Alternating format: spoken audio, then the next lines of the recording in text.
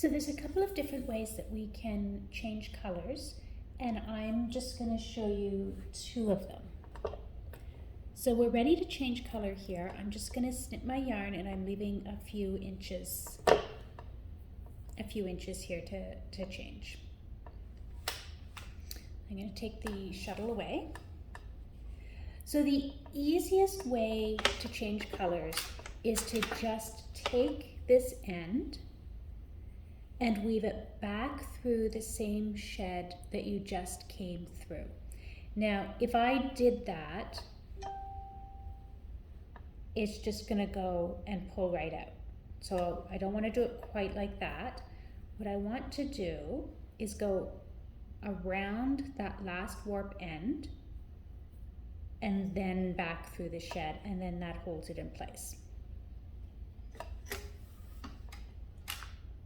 And what you'll see, if we can zoom in on that, what you'll see is there's two threads in the same shed, and it makes for a bulkier color change. I don't like a bulky color change.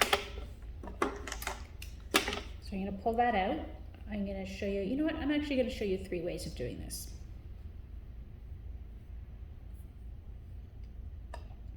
So the second way to do it is you can just split your plies. So I'm going to untwist.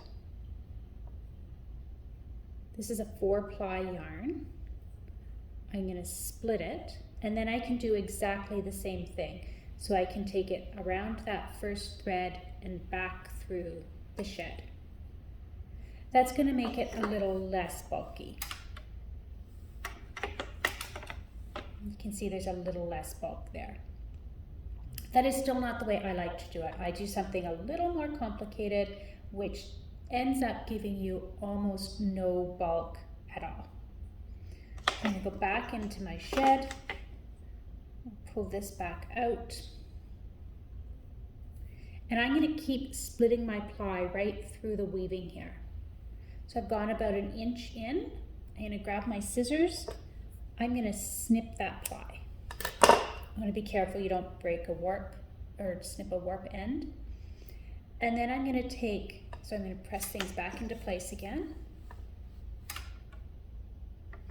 and go back into the same shed. I'm going to wrap it around that end, and I'm just going to go back through the same shed, but this time I've only got 2 plies. So I've got 2 plies here and 2 plies here, and I'm just going to overlap it a little bit more here. This is going to give you the least bulky joint or color change. After you finish washing this, you are not going to see that color change at all. And this is how I would change.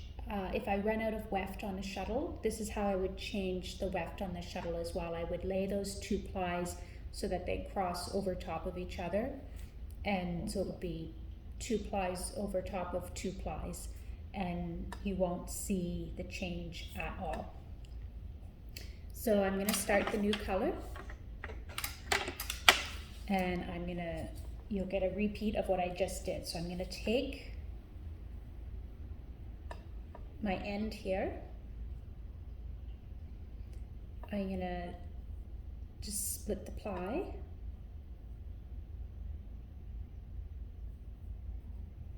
There's 1 ply. I'm going to split both plies there.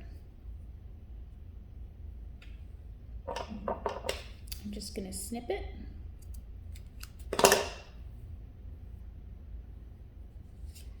And go through my shed.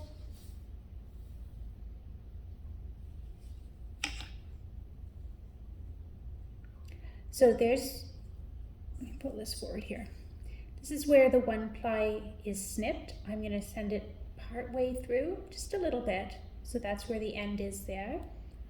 This time I'm going to have to wrap it around that end warp.